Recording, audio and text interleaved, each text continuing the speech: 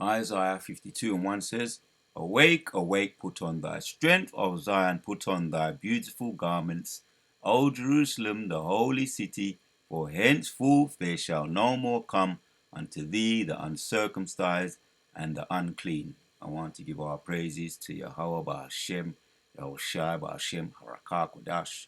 Double honors to all the elders and the apostles of Great Millstone. Salutes to all 144,000 elect out there.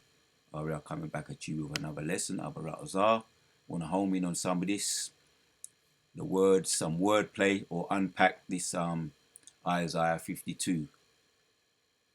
As a matter of fact, I just wanted to check it first and foremost. The meaning Isaiah 52. Curious to see what it had to say as in way of a summary or a framing. Isaiah 52 shows, it says it shows how Yahweh acts on behalf of his people in order that the nations might see his mighty deeds. Right? We've seen the examples, what he's done to all the nations, all these ancient nations, going all the way back to Pharaoh. You got also they've got the Babylonians, the Medo, the Persians, the Grecians, the ancient Romans. He's always showed his power on behalf of his people. And so right now the revived Romans is going to show his power on behalf of this nation here, this arrogant, pompous nation. Yeah. So we're going to unpack some of this. Yeah. His mighty deeds and experience the salvation. Salvation can only come be found by placing faith in the suffering servant Yahushua Mashiach. Isaiah 53. Goes into all about his suffering, many other precepts too that be like Hebrews 12:1, Philippians 2:10. Every head shall bow and every tongue shall confess when Yahushua returns. That's going to be the grand finale. We you Christians call him Jesus in your ignorance. But Yahushua, when he returns, every knee shall bow and every tongue shall confess. And this is a framing. Right, and we're encouraged here. As a matter of fact, we're going to get into some of this. I did look into a little bit of the commentary. Right, this is the Bible commentary on this particular scripture. It was in my mind, the word, and let's read some of it. Go straight to the commentary. As a matter of fact, it was let's read a little bit of this. It says in the Cambridge Bible. It says here the prophet imagine takes a higher flight. The cup of indignation having finally passed from her hands. Jerusalem, right? That's us, right? The woman described in the scriptures, Jerusalem, is summoned to shake off her scepter and array herself in the garments, right? And when you look in the scripture, it says beautiful garments, befitting to her dignity as a bride of Yahweh, Yahushai, of a bride of Yahweh. So it's saying, it goes off on certain things, as we know, as well as the blue letter. You just have to pick out the bones. Pick out the bones, and dash where the bones, and pick out the meat, yam the meat. So yeah, just don't want to get all too deep in it, but a lot of it is self-explanatory. When you go into some of the verses, in verses 1, it says, further addresses of the prophet to Jerusalem, Zion means monument, is exhorted to rise from the dust, throw off her bonds, and assert her freedom. Yeah, Yahweh will deliver her from this third captivity for his name's sake, which her oppressors blaspheme. Yeah, awake, awake, put on thy strength. Yahweh can help those. It's giving a little summary or little explanation here. It says, Yahweh can help those only who help themselves. The arm of Yahweh having been called upon her to put on her strength. And that's an old saying. Some of us may have heard that. In the Christian church they be saying that God helps those who helps themselves. There is truth in that. Right? So the arm of Yahweh having been called upon to put on strength in order to help Zion, Zion is now exalted to do her part, right? Most High be helping you if you help yourself. Hence, the Most High, one of my videos I did previously, or walk and talk, the Most High always have showed his strength on behalf of his people, protecting his investment. Right? That's the elect. Yeah. So having been called upon to put on strength in order to help Zion. Zion is now exalted or summons. That's a word when you call somebody or order someone, you know, summon them, summons to court to pay fines or whatever. For some of us are maybe familiar with that, being summons in some way, shape, or form, or summons to help somebody. You could be summons to help someone, or to represent somebody. That's how they be doing it in this kingdom. Exalt to do her part and put on her own strength. Right? Nor is she to stop there. She is further to rut on her beautiful garments, because I wanted to look into this a little bit. Beautiful garments, to array herself in the glorious robe. That's what it means when it says, put on thy glorious garments. Right? Or beautiful garments. Put on thy beautiful garments. To array herself in the glorious robes which befit her as a royal and holy city, and show herself one more. Right, we know it's talking symbolic terms here, but really it's talking about Yahshua Allah, right? The so-called black people, the elect of the black people, right? That's the bride to be. Scriptures, we got so many scriptures to back that up. Instead of being content to remain groveling, is that groveling? Groveling as a captive. Henceforth there shall no more come unto thee the uncircumcised. Foreigners shall no more visit Jerusalem to injure her or exult over her misfortune. Right. When the afflicts of the Gentiles comes, and so that's the point, it will be one of the Gentiles who are uncircumcised in heart and lips and no longer unclean. So get away, get up. The scripture explains it very well. Let's go back to it.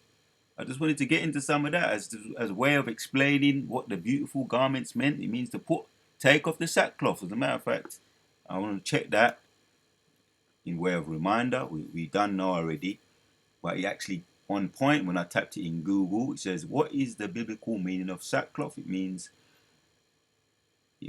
to a garment made from such cloth which was worn as a token of mourning by the Israelites. See, and they got the scriptures there to back it up. 1 Kings 20, 2 Kings 19 and 1.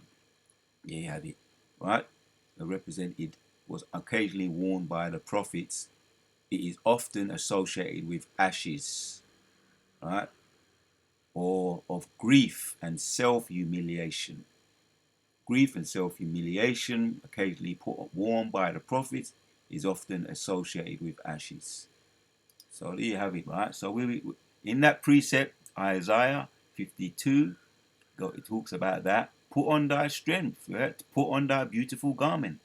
A beautiful garment to array herself in the glorious robes which befit her as a royal and holy people. Right? We're going to yam the meat and dash away the bones. There you have it.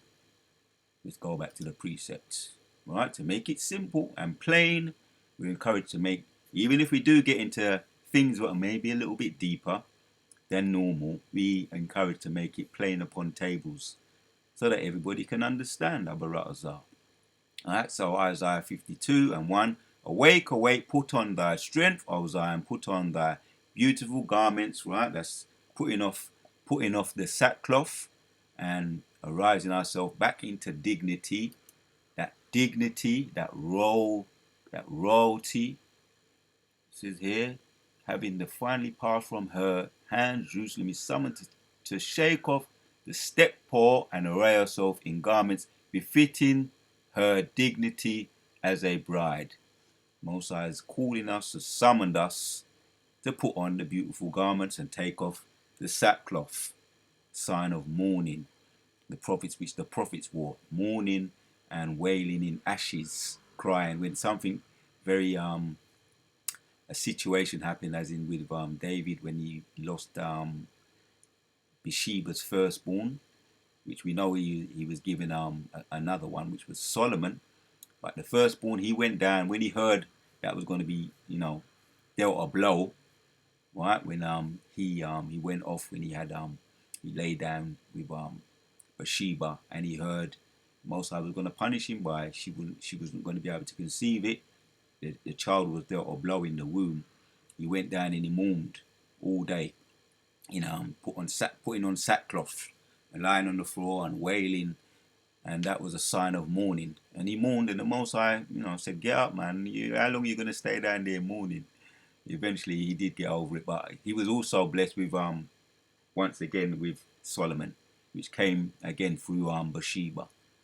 But there you have it. That was a sign of mourning. When prophets mourned, as other examples too, and it all goes back to the scriptures. But the point here: awake, awake, put on thy strength, O Zion, put on thy beautiful garments, O Jerusalem. Take off the sackcloth. Right, we're coming into that time now. We're wearing our sackcloth now because we went off. Yeah, it describes it all in the scriptures we looked at. And also it's in Deuteronomy 28. We have to suffer the results of sinning, going off, all the curses. But now, awake, awake, put on thy strength, O Zion, put on thy beautiful garments, O Jerusalem, the holy city, for henceforth there shall no more come unto thee the uncircumcised and the unclean. There you have it. Shake thyself off from the dust. Yeah, take off those sackcloths. Right? Sign of mourning. Take them off. Arise and sit down, O Jerusalem. Loose thyself from the bands of thy neck, O captive daughter of Zion. Right? He's talking to Yashua, the elect of the elect, in way of encouragement, right? So let's unpack some of this. Point is a little bit kind of made. We're going to put the icing on the cake. The computer's been playing up a little bit. Let's see. Anyway, while it's taking its time, we're gonna go back over in way of reminder in a little bit more. We can look at a little bit more in Isaiah 50. It goes into it a little bit here. Awake, awake. Yeah, the repetition of the burden indicates by a subtle touch of art the continuing thought. The call is addressed as before as Zion as a castaway. We were castaways, right? Castaways. We went into that Deuteronomy, made mention of Deuteronomy 28 and also Revelation 11, right? The northern tribe, the prophets that were deleted for a period of time, or we call the scripture, we call sleeping for a period of time, or lay down for a period of time. Let's say it like that, until the Most High sent His Spirit upon High Priest Rabbi Abba Bibbins, put the Spirit upon him, and we awoke up out of our sleep, our slumber, right? Hence the prophets, the northern tribe and the southern tribe, right? And yeah, from then, and we're back again now. That's the Ezekiel 37, the dry bones. Also, Wisdom of Solomon 5. Let's see if he's back. Right, be taking its time. So, yeah, Wisdom of Solomon 5, the spirits, the dry bones, standing up with great boldness. So, yeah, let's read a little bit of this. The garments. What is the garments, right? He's giving us an idea here, right? The art, the continually of the thought. The call is addressed as before to Zion as the castaway. It summons her to the highest glory. There you have it. Everything's in the spirit, man. The highest glory. Yeah, that's when he's calling about. That's a summons. a calling, a summons. Yeah, the highest glory. She is to put on the garments of beauty. There you have it, right? Take off the sackcloth, which belonged to her as the priestly queen of city, right? Symbolically speaking, right? Or another word is woman. Being prepared for her bride. It goes into that in Revelations 21 as well. We're being prepared. The woman, right? Or Jerusalem or Zion is being prepared for his bride. Right?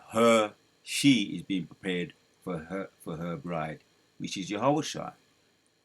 Right? The priestly queen. So put on the garments of beauty, right? Take off the sackcloth, take off the old abominable ways, the old ways of the world, the wicked ways, the old man, put on the new garment, belonging to her as a priestly queen of the city.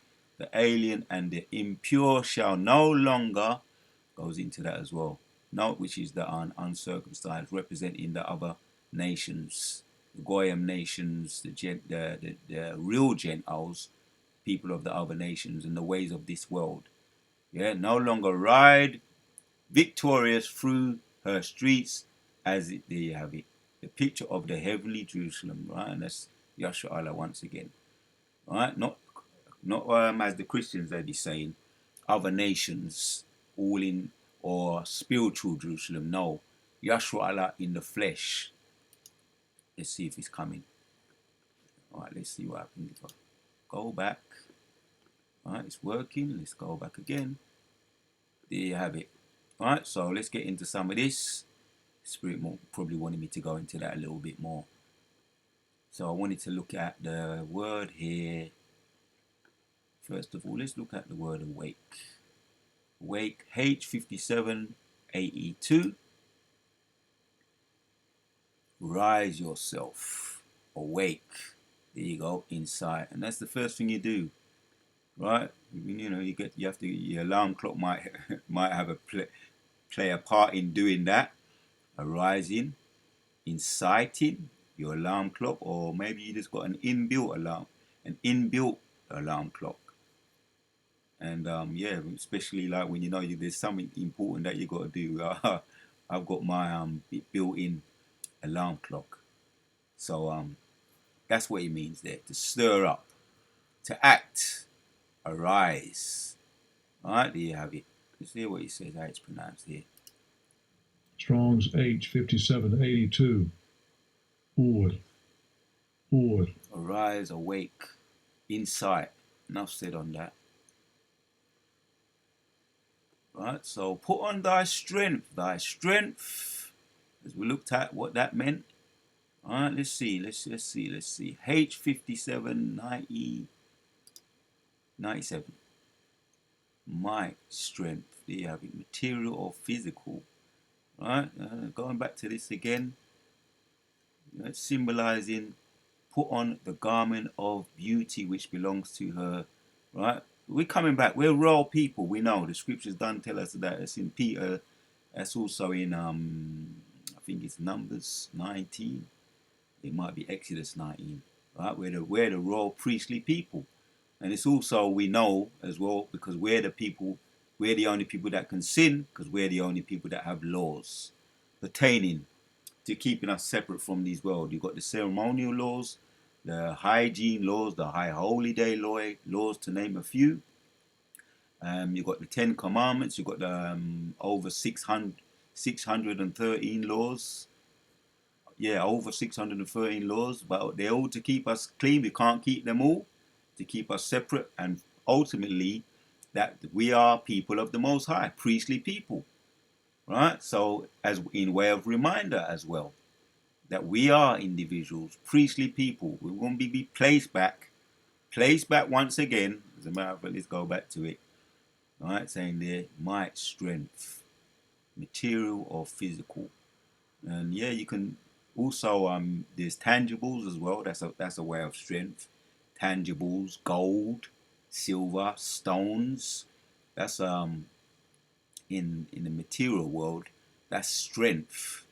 Tangibles, materials, stones. You know, all the different types of stones, all the different types of metals, precious metals. That's strength too, as well as the physical or the social, or that's power. Social, political, that's strength, that's power. Everything, we're getting all the above and we're getting it all back. And we've been summoned to put on those beautiful garments. Once again, we've been summoned to do that. Right? So I wanted to get into some of that. Henceforth, there's one more here. One more. We looked at the word.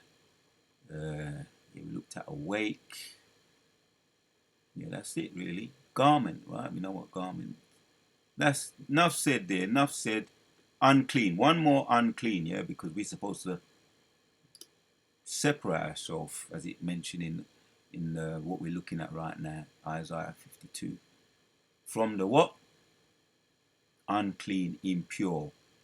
And that doesn't just mean uncircumcised. That just means the ways as well. That could mean the ways and the unhygienic ways. These people have no laws. Therefore, they're unclean in the eyes of the Most High, spiritually. Spiritually, mainly spiritually, but physically as well. Right? Because enough of them don't choose to be clean. You know, these are all these other nations. They choose to be unclean. We know about the Amalekites, them, how they used to wear their undergarment, wear them for years and years, and that was a conscious decision. And you heard about the grunge people. That's the English, you know. You know, you hear a lot about grunge, about how they like to be unclean, and the women them don't want to be clean and don't want to wash and don't want to shave themselves and all kind of filthy things that they're into.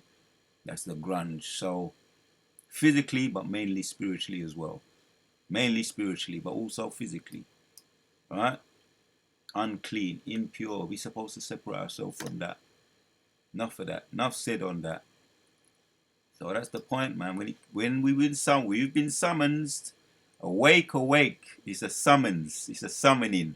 Awake, awake. Put on thy strength, O Zion. Put on thy beautiful garments, O Jerusalem, the holy city. For henceforth there shall no more come unto thee the uncircumcised and the unclean. We looked into that. Shake thyself from the dust. Take off the sackcloth now. Right? We're still in sackcloth now. But that's because we're mourning still. And the prophets wore sackcloths. Hence, we be wearing our sackcloths likewise. And it's really a condition of the heart. But the sackcloth, the condition of the heart is the sorrow and the sadness and the mourning. But the sackcloth is the outward show of it. Hence, we wear that right now. We're still wearing it. So, and sit down, O Jerusalem, loose thyself from the bands of thy neck, O captive daughter of Zion. Because, yeah, although the physical chains are off, the shackles are off, and all the different types of metals and all the things that they used to come up with in way of so that we don't run away, put things around our neck, all these kind of spiky things they used to put around our neck as a people, and chains and bull chains. They still have them today. I think they do still have them today in some of these prisons. Bull chains so that people can't run away, and all these types of things where they chaining people together. But they loosened us from those chains. But most of us still have the physical or the psychological chains, the sicknesses, the ways of minds, the ways of this world, the habits, the bad habits. They're chains too, and ultimately we're still in these chains of darkness, these bodies, right, which represents chains of darkness. It goes into that in Romans and also in the book of Ruth. No, it's not the book of Ruth. The book of Jude, book of Jude, chains of darkness. So we're in chains of darkness as well as being behind enemy lines in psychological chains, right? So he's saying that shake thyself from the dust, arise, sit down, O Jerusalem, loose thyself from the bands of thy neck, O captive daughter. Those psychological chains, loose thyself from them, right? So the Most High is encouraging us. He summoned us. It's even you might even say it's an order. As a matter of fact, let's finish off some more of these verses. I would read the whole of it, but I'm going to hit the points here. Also in 6, reading down, it says, therefore my people shall know my name, right? There you have it. That's the importance of the name. Yeah, we shall know his name, and we know his name now, right? We know his name. We no longer be calling him all them other words beginning with J, right? Both of them. We don't longer be calling those names what the Christians be calling like Jesus and Jehovah, all those false names. We have the true names, yeah? Wherefore they shall they shall know in that day that I am he that doth speak. Behold, it is I. Yeah, we know. That's a beautiful thing, right? So we call upon his names, we have awoken, and we're the true awoke people, right? Despite what all these other people be talking about, the conscious community and all of that, they're still unconscious. They're still in darkness. They're led by darkness, and we are encouraged to awake out of darkness. So another verse here: thy watchmen shall lift up thy voice, with thy voice together shall they sing, right? And that song we're gonna be singing that song also. We're singing it already. That's in Revelation 14, right? That's that song, the word of truth. That's that song which no one else is able to master but the elect, right? So that's a unique language. The song we're speaking of now, awoken to this truth, right? And we're gonna get into other Razar. There's other things as well, like the Hebrew, right, which definitely pinpoints that we are the people of the Most High, right, as they call us, not what they no, not what the E's they be calling us, but we are the true Hebrew Israelites. That hence we have the lingo, we have the language. So that's another significant, another sign that we are the true people. We're getting back to our unique language, our first language, not our second language, not our third language. It's our first language, and we're getting that back now too, as well as the name. All right, the voice together, as well as this truth too, which bounds us all together as a people. All right, the dry bones is all waking up. They shall sing, for they shall see eye to eye when the Lord shall bring again Zion. There you have it. You see, self-explanatory. That's all the tribes coming back together again. All the northern, the southern tribe, the so-called black Latinos and Native American Indians, and all that's, we all coming back together, speaking one language, man. This truth. Here we have it, man. So we'll end off with 13. Exalted servants. Behold, my servant shall deal prudently. He shall be exalted and exalted as be very high. Right. And be very high. Right. That's those dignified garments coming back, the royal garments. Because we're getting rid of the sackcloth. And I did tap something in regarding the sackcloths. Right. Because we got, as a matter of fact, I looked it at what it meant there in the Google. So when I tapped in sackcloth, 46 times in 45 verses. What does it mean? Let's check it out. It says, and Jacob rent his sackcloth and put sackcloth upon his loins and mourned for his son many days. All right, that's a future. That could be a future video getting into some of these right, all these examples of mourning via the sackcloth. Now, what does it mean here?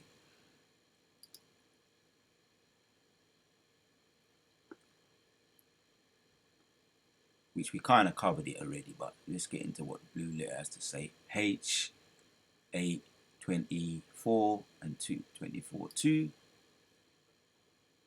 Right, sackcloths, worn in mourning or in humiliation. That's it. Self-explanatory. Sackcloth. Strong's H 8242. Sack. Right, there you have it there. Self-explanatory. Sounds very much the same as how you say it. Right, so a garment to made from such cloth which was worn as a token of mourning by Yahshua Allah. It was also a sign of submission or of grief and self-humiliation, and was occasionally worn by the prophets. It is often associated with ashes. Yeah, I gave you some of the examples of King David. We also just looked at that example there with Jacob, and there's a lot here. right? And David said to Joab, right, and this is in 2 Samuel 3 and 31. David said to Joab and to all the people that were with him, rend your sackcloth and gird you with sackcloth and mourn before Abner. And the king David himself followed the bier, right? He set the example. We be doing that. Sign of grief and mourning, sorrow. There you have it, man. Blue letter be backing up what the Google say. Alright, mourning. Alright, worn as a token of mourning, humiliation or submission. Grief, right? The prophet often associated with ashes. So the Wada Yabashim Shai, that's really the point right there, right? We're encouraged to do just that. Awake, awake, put on thy strength, O Zion, put on thy beautiful garment, right? That we soon be putting on them beautiful garments, right? Which is the royal priestly garment, once again. Awake, awake, the beautiful garments, put on thy Zion, put on thy beautiful garments, O Jerusalem, the holy city, for henceforth there shall no more come unto thee the uncircumcised and the unclean. There you have it. The Wadaya of Hashem of Shah putting the spirit on me once again to do this video. Abaratazar, it was edifying. So that's the summons, that's the calling, and we're following suit, we're answering. Hence the dry bones. We're waking up. Hence, we're putting on those beautiful garments. Not long now, not long now. We'll soon be out of this bitch. Until the next one, we're out.